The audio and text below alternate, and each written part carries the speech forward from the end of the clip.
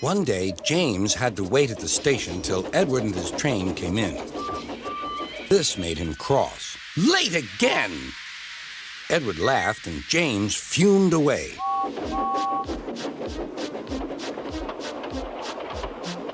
After James had finished his work, he went back to the yard and puffed onto the turntable.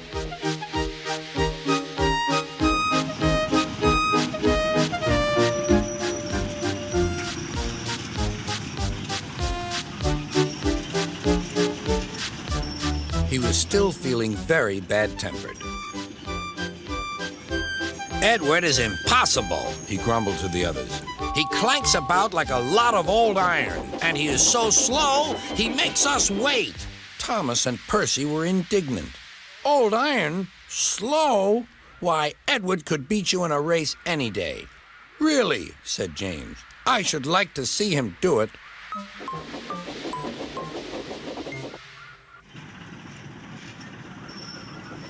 Next morning, James's driver was suddenly taken ill. He could hardly stand, so the fireman uncoupled James ready for shunting.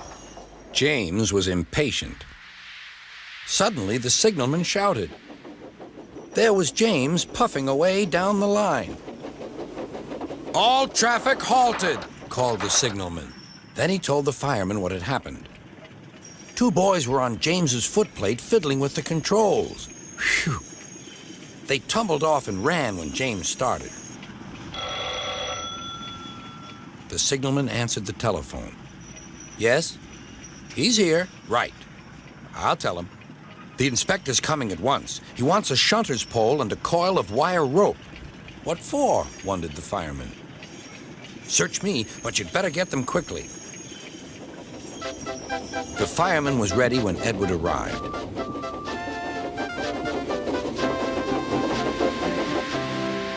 The inspector saw the pole and the rope.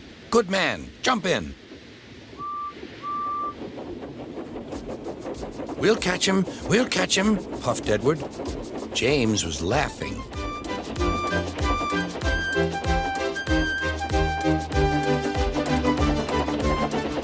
What a lark, he chuckled to himself. Suddenly, he was going faster and faster. He realized that he had no driver. "What shall I do? I can't stop! Help! Help!" We're coming, called Edward.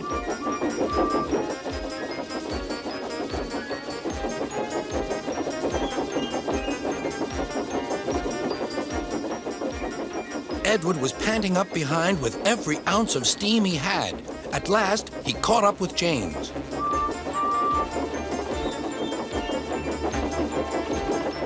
"Steady, Edward," called his driver. The inspector stood on Edward's front, holding a noose of rope in the crook of the shunter's pole. He was trying to slip it over James's buffer. The engines swayed and lurched. At last, "Got him!" he shouted. He pulled the noose tight. Gently braking, Edward's driver checked the engine speed, and James's fireman scrambled across and took control.